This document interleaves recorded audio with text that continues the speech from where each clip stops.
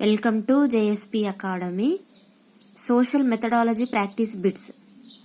ఏదో ఒక దానిని ఆదరించడం, నిర్వహించడాన్ని ఏమంటారు? ఆన్సర్ ఉపగమం.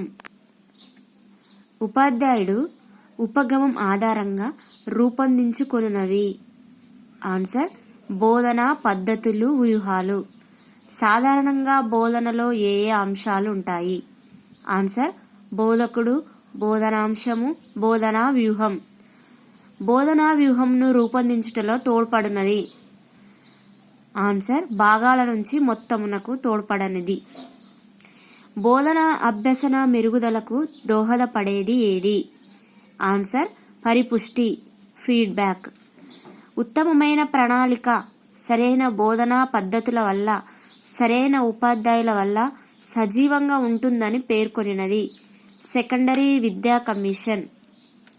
బోధన సామాన్యంగా పిలిచే చర్యల వరుస క్రమంలోని లాంఛనమైన స్వరూప పద్ధతి అని నిర్వచించినది. Answer Brady. వెస్లీ రాన్స్బీ అభిప్రాయం ప్రకారం పద్ధతి అనగా? ఆన్సర్ అభ్యసన ప్రక్రియను నిర్దేశించడానికి, బోధనా పద్ధతిలోని సాధారణ సోపానాలు. ఆన్సర్ పథక రచన, అదుపు చేయడము, నిర్వర్తించడము. బోధనా పద్ధతి విజయవంతం కావాలంటే కావలసినవి. ఆన్సర్ పైవన్నీయు: విద్యార్థుల ప్రజ్ఞాసూచి, విషయ స్వభావం, ఉపాధ్యాయుని సామర్థ్యం, అందుబాటులోని సామాగ్రి. ఉపాధ్యాయుడు ఒక ప్రత్యేకమైన అంశం గురించి వివరణను అందించడానికి ముందుగానే తయారు చేసుకున్న ప్రసంగము, ఉపన్యాసము అని పేర్కొనినది ఎవరు? ఆన్సర్ జేమ్స్ మైక్లీ. ట్రెల్లింగ్ ప్రొసీజర్ చెప్పే పద్ధతి అని దేనిని అంటారు? ఆన్సర్ ఉపన్యాస పద్ధతి. తక్కువ సమయంలో ఎక్కువ బోధించాలంటే ఉపయోగపడే పద్ధతి ఏది? ఆన్సర్ ఉపన్యాస పద్ధతి.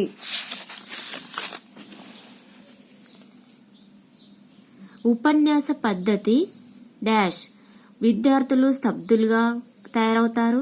ఉపాధ్యాయుని పాత్రకు ప్రాధాన్యము, మనోవైజ్ఞానిక సూత్రాలకు వ్యతిరేకమైనది. పైవన్నీయు. ఆన్సర్ చరిత్రను బోధించేటప్పుడు పూర్వగాథ అవసరం.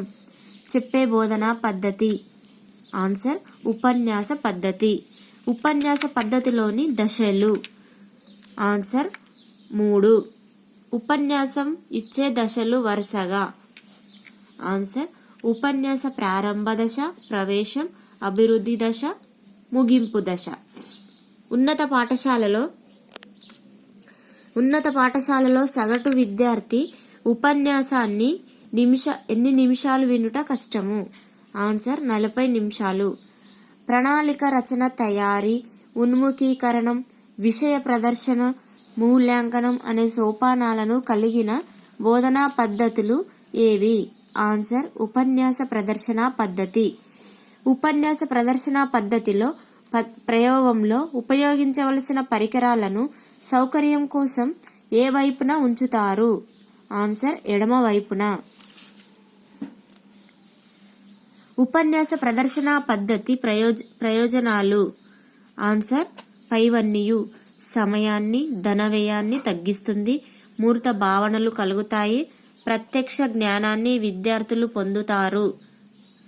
గ్రహణాలు, సౌర కుటుంబం, అగ్ని పర్వతాల ఉద్భేదనం అనే పాఠ్యాంశాలను బోధించుటకు అనువైన బోధన పద్ధతి ఏది?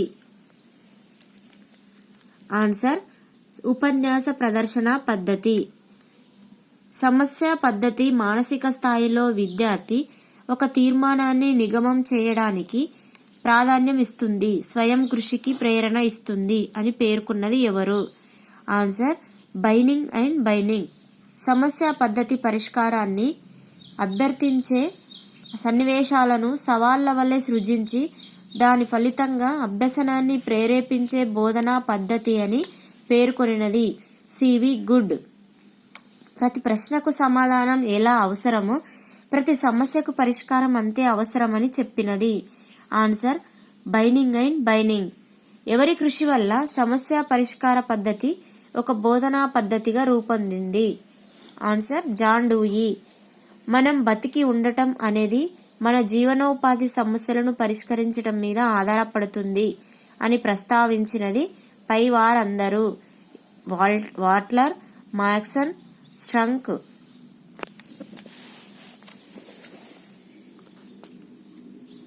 సమస్య పద్ధతిలోని మొదటి సోపానం.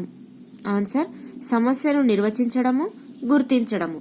సమస్య పరిష్కారంలోని 4 సోపానాలను ప్రస్తుతం ఎన్ని రకాలుగా విస్తృతపరిచారు? ఆన్సర్ 9 రకాలుగా. సమస్య పరిష్కార పద్ధతిలో సమస్యలను పరిష్కరించేందుకు విద్యార్థులు వేటిని ఉపయోగించుకుంటారు? పైవన్నీ: గ్రంథాలయాలు, క్షేత్ర పర్యటనలు, మ్యూజియం.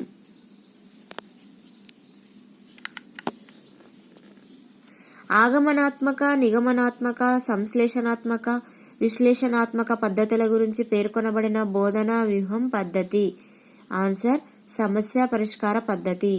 ఒక విద్యార్థి తిరుమల, ఊటీ, నైనిటాల్, సిమ్లా, డార్జిలింగ్ మొదలగు ప్రాంతాల ఉష్ణోగ్రతను ప్రత్యేకంగా పరిశీలించిన తర్వాత ఎత్తైన ప్రాంతాలు చల్లగా ఉంటాయని సామాన్యీకరించిన అతడు ఉపయోగించిన దృక్పథం ఆగమనాత్మక దృక్పథం. ఈ క్రింది వాటిలో సరైన వాక్యం. పై వాక్యాలన్నీ సరైనవే. ప్రత్యేక విషయాల నుండి సాధారణీకరణాలు ఆగమన పద్ధతి, సాధారణీకరణాల నుండి ప్రత్యేక విషయాలు నిగమన పద్ధతి, సమస్యను చిన్న చిన్న భాగాలుగా విభజించటము విశ్లేషణ పద్ధతి.